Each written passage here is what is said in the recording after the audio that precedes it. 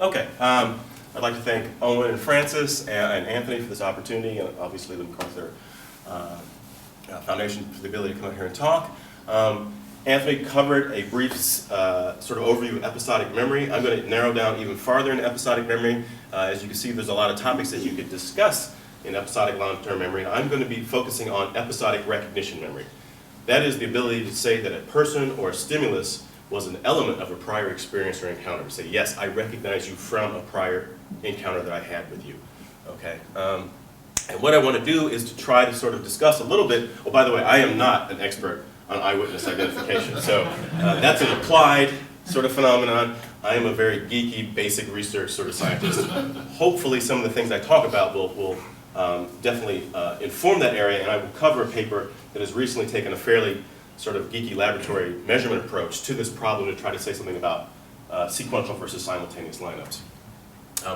But again, I'm going to be looking at episodic recognition memory and trying to help you understand the distinction between discrimination or discriminability that an observer has between things you've experienced before and not experienced before, and bias, and how we try to separate out judgment bias from the accuracy of the observer. Okay. Before I do that, I'm going to step back and take a little bit of historical perspective. So a lot of the ways in which Anthony was talking about memory, the idea of different representations, different processing streams, different skills that people have, came about as something that we in psychology refer to as the cognitive revolution, where we were freed from the strict behaviorists and we were allowed to talk about the inner workings of the black box. And in particular, we were informed by using analogies that came out of artificial intelligence, linguistics, and other sort of disciplines as we sort of coalesce together to start thinking about the human being as an information processor, and to use different sorts of analogies to make predictions about the way people process the world. And one analogy we used, and we still use today, is the computer analogy.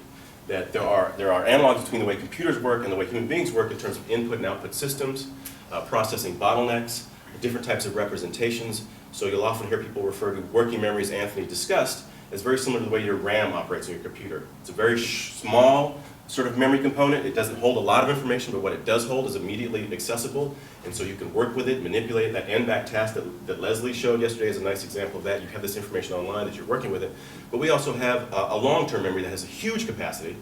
You can think of that as in terms of your hard drive on your computer. Right? It's content addressable. It seems almost inexhaustible, although hard drives are never inexhaustible. Most of you know that you start adding more and more and more, but it's slower to retrieve. And so those sorts of distinctions, those sorts of analogies, I think helped us quite a bit in psychology. Another analogy that's not quite as well known has to do with this particular problem. Coming out of World War II, both in terms of the receivers themselves and the operators sitting at the receivers, how do people separate signal from noise? How do they make that judgment? So this operator, how does he make a judgment that that is in fact an enemy, say, missile coming in, versus that's just clutter from the sea or clutter from the environment? And more specifically, how does that observer shift their bias such that obviously if you're in a wartime zone, you want to actually sort of favor false alarming to stimuli as potential threats or targets, whereas you're in a peacetime environment, you want to use a different standard. So how do people do this, and how do we design a receiver that would be able to make these characterizations? And so this analogy that people started to use was to say human beings and receivers to some extent make decisions based on statistical properties of the information they're working with. They are sort of like an informed statistician dealing with a noisy environment. And hopefully I'll unpack that a little bit better on the next slide. The first paper to come out and use this and create this theory that I'm going to be talking about, called the theory of signal detectability, what we call signal detection theory now, was written by Peterson, Birdsall, and Fox, and it's impenetrable. But what it's basically, unless you want to go back to high school or college and revisit a year of calculus, it's hard to get through. I've attempted several times and just went and had coffee and given up. But what's interesting about this paper is they're very, very agnostic about the term receiver. In other words, they use the term receiver to apply actually to receivers, but also to human beings, because they don't make any distinction about this decision problem. It's the same decision problem in their eyes, and so they're very agnostic. Fortunately, psychologists got a hold of this work, psychologists with some statistical and math skills, and translated it into the realm of human performance. And so the initial idea by Tanner and Birdsall, Sweats out of MIT, I believe, was to say, look, This is very analogous to what people face when they make perceptual decisions. They're faced with noisy environments, the stimuli give noisy signals, and the question is whether or not there was something there or there's nothing there, and how we get this discrimination problem.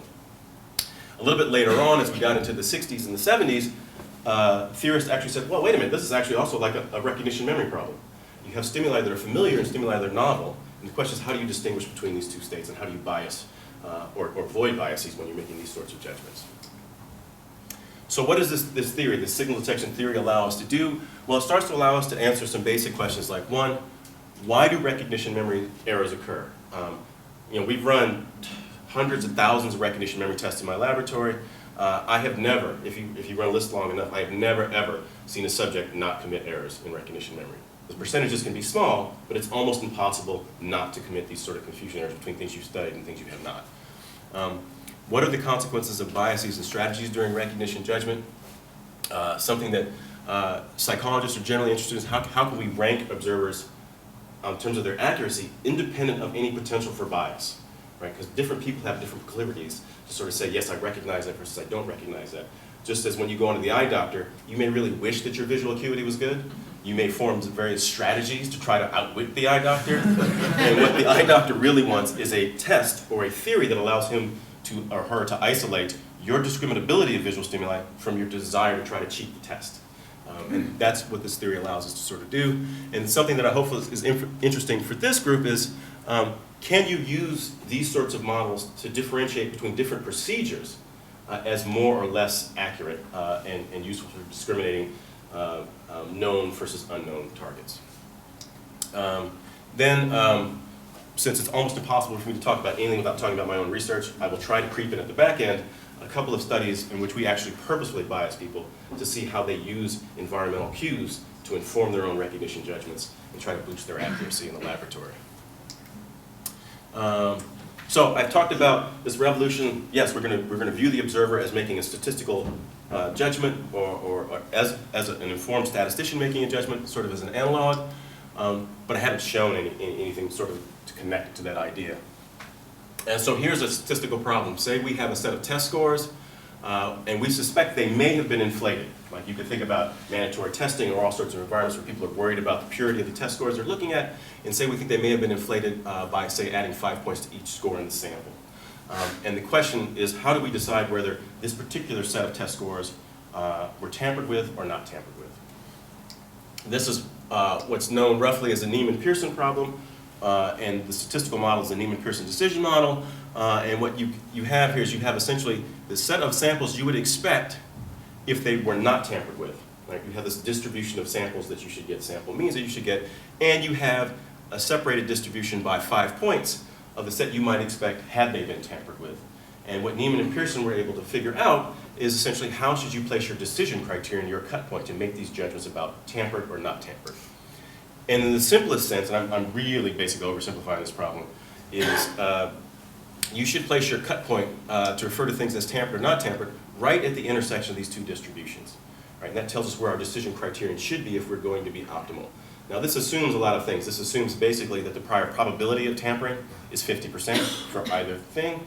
It also assumes that we think that the errors, these two types of errors, calling something tampered when it was in fact a clean sample, or calling something clean when it was in fact a tampered sample, are equally problematic. And these may not be valid assumptions. And I may have time to touch base on that later, but stripping those assumptions aside, this is where you want to place the criterion.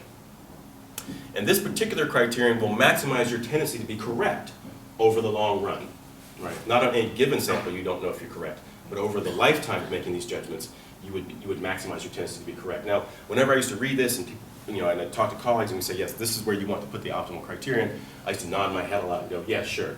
I really, whenever I look at it and go, I don't understand necessarily why by looking at that figure, and I'm not going to work through the calculus again to figure it out either. But geometrically, you can kind of see this point. What if instead you were what we call liberal biased? That is, you shifted your cut point to the left and you decided to call more things tampered than you normally would. What you can see here is there's a benefit, there's a gain. You detect more of the items that are tampered. This area under this segment is your benefit by shifting your criterion to the left. But the problem is that you're also much more likely to call things that are clean tampered, right? Which is another type of error, and that's this area right here. That area is larger. So the net of shifting to the left drives your overall performance down. And this is true for any other point away from this midpoint. It always drives your overall performance down. Okay, so how does this get back to the idea of, say, face recognition? And the insight of detection theorists is that this same decision model could characterize an individual trying to isolate or separate individual perceptual or memory experiences. So say you're at a cocktail party, you meet a bunch of people, you have a bunch of novel faces. Before this party, if I just show you faces of people just like Anthony was showing you words, they will give you some sense of familiarity. Most people will strike you as novel if you haven't met them before, but some people will seem familiar to you. So there's a range, an a priori range of familiarity that we have for faces, even the ones we haven't met.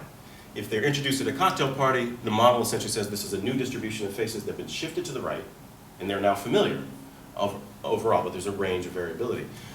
And so you could call these sort of the brief acquaintance experiences of recognition strength that you would have. I ask you, I'm going to show you a list of people that are either new or people from the cocktail party, and you need to say, yes, that's somebody I met at the cocktail party. The idea is that you place this criterion here, and you generate these, this confusion matrix of responses that you can have. And this is where it gets even slightly more jargony, and I'll try to sort of make sure I'm unpacking what I'm saying as we go through some of the later demonstrations. But you can either say, yes, the person was present at the cocktail party, and they were present. That's called a hit or a detection. Or you could say they were absent, but they were present, but they were in fact present at the party. That's called a miss. You could say they were absent, you could say they were present when in fact they were absent, and this is called a false alarm, or we would be interested here with this notion of a false positive identification. Or they were absent, and you could say, yes, they were absent, and that's called a correct rejection. There's also different terminology used for the same procedure in the medical field. There's about 6 different terms that people use for all these cells, and hopefully I'll try to make it clear as we go through the terms I'm using. So these proportions, your tendency to commit these sorts of successful responses or errors, are governed by these areas under these normal distributions. And so the first question, why do recognition memory errors occur? Well, under signal detection theory, they occur because the information that we have to use is continuous and noisy. They're unavoidable. You will always make errors. The question is the trade-off between the types of errors that you're going to make. There's simply no way to get around it. But the next question is, what are the consequences of having a bias judgment strategy, right? Not using the optimal location here, but having a bias. And there are huge individual differences in the laboratory between biases in people. Some people are very biased to say they recognize almost everything. Other people are very conservative or cautious when saying they recognize something. And we still don't understand why those individual differences necessarily exist. Okay, so here is an observer whose internal resolution is quite good. The separation between the signals that are generated when they see something familiar versus novel is pretty large. And what we want to ask is, what happens as that person takes a very, very conservative or strict approach to calling something recognized to a very, very liberal approach to calling something recognized? And you can trace out the relationship between their detection rate and their false alarm rate or their false detection rate as a function of how strict or lax they are in judging something as recognized. And this traces out a function that we refer to as the receiver operating characteristic of that individual, right? And what this function shows us is your tendency to correctly detect as a function of your tendency to falsely identify, right? It's a sort of, what are the gains that you get relative to the errors that you commit for being strict or conservative? Here's a person that's much more like I am.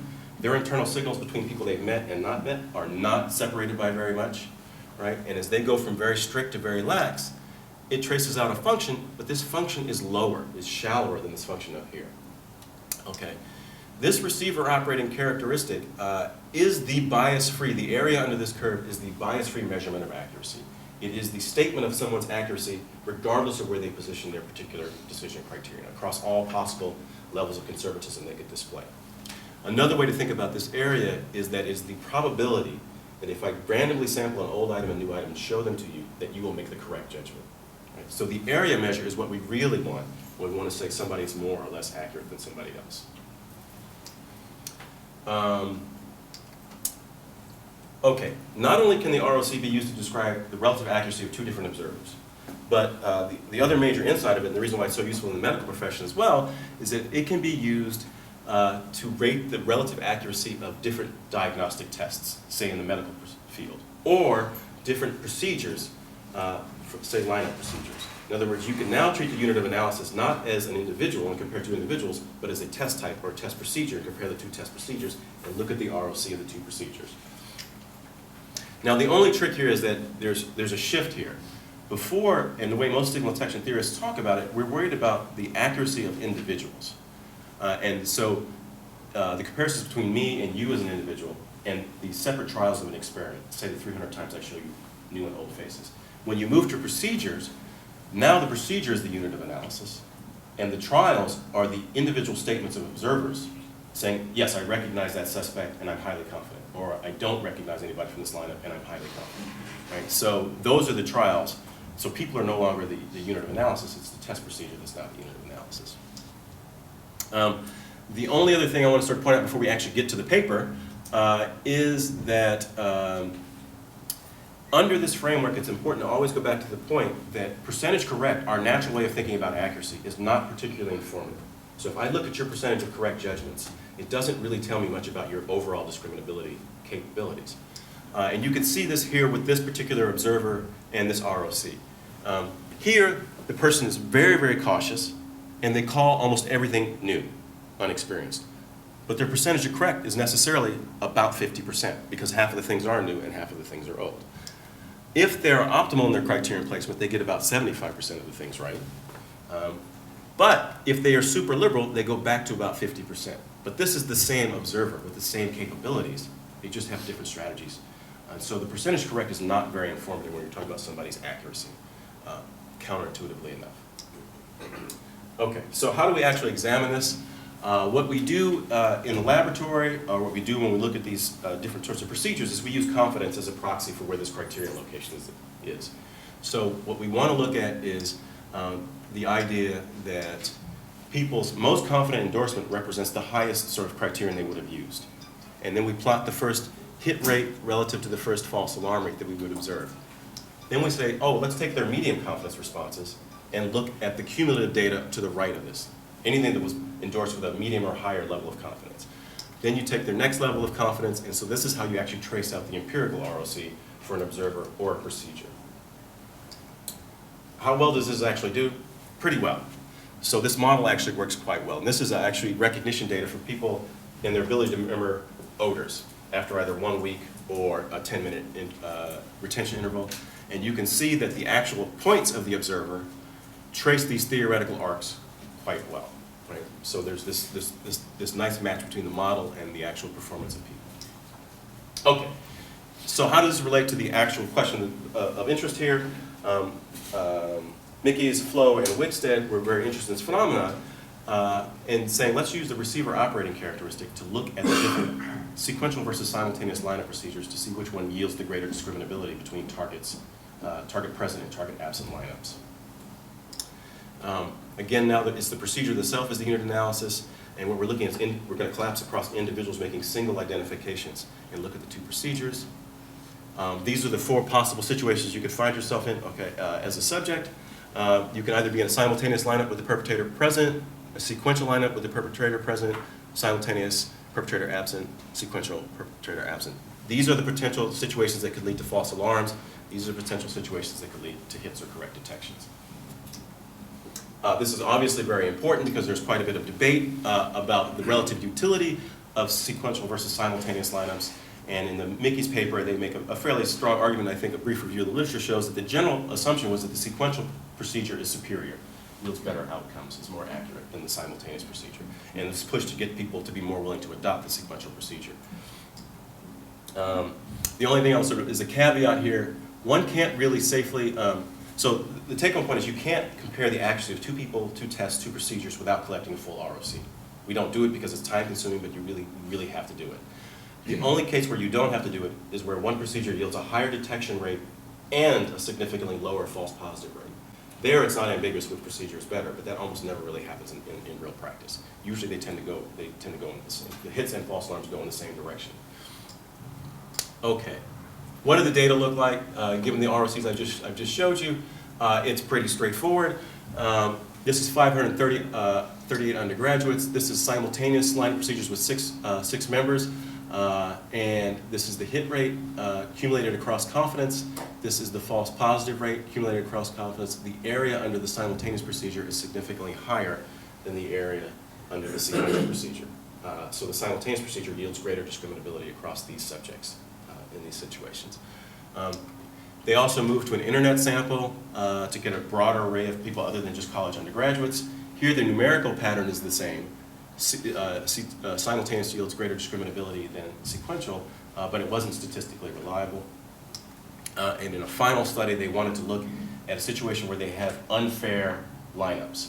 So in the target absent case, they actually picked one of the members and they modified them to resemble the actual perpetrator seen in the video. And here the numerical pattern again favors the simultaneous, but it wasn't statistically reliable. So the key take-home point from this paper, though, was that these data do not support this idea that sequential lineups are superior to simultaneous. If anything, they actually lead to the reverse conclusion. But there is a benefit to sequential lineups. If you look at these points here, what you can see is that they're generally shifted to the left on the x-axis here. And what that means is that the sequential procedure tends to yield a lower false positive rate overall, even though it is less accurate. And so this lets the question that they discussed in the paper, is an interesting discussion following the data, is this lower false positive rate in and of itself enough to recommend the sequential procedure? Because aren't we really worried about false positives? Their argument is no, because what you should be able to do is take the simultaneous procedure and give people instructions to make them more cautious, which should shift them down and lower their false positive rate, but you would still yield the benefits of having the better discriminability. My sort of argument is yes, because this is an empirical question of whether or not we can make people more cautious under simultaneous lineups. It's a lab question. I suspect it's going to be difficult to make people exercise more caution because when they have things arrayed in front of them, there's a tendency to want to select something. But that's an empirical question and we simply don't know yet. Let's see. Oh, so the last thing I was going to wrap up with is a couple of slides looking at some of the research that we look in the laboratories. We don't really understand how and why people adopt recognition biases. And we don't understand the degree to which they are aware of their own biases when they're making recognition judgments.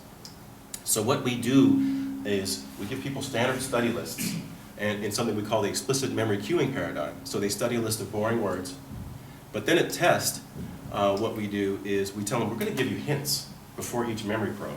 And those hints are going to tell you whether this probe is likely old or likely new. And you should use those to benefit your performance. In other words, you should cheat. We want you to use outside information to inform your memory judgments. And it sort of looks like this. The computer will tell you, oh, the next word is likely to be old, and then the word comes up. In this case, what we see, this is a valid cue because anguish was actually in the study list. But the preparatory cue may be invalid, right? This says likely old, but the word was not on the list, right? And that's for old materials. Or an old cue, you can do that for cues that indicate you should prepare yourself for something that's going to be new. Or you can do what's the standard recognition test, which is I don't give you any informative cues before the words appear on the screen.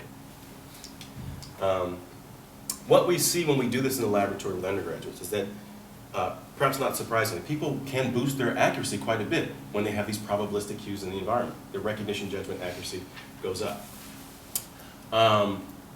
However, what's a little bit interesting about this is that given two people with the same level of baseline accuracy in the absence of cues in the environment, there are huge individual differences in people's ability to incorporate external cues. Some people are quite good at using external cues to modify their memory judgments. Other people are horrible at it.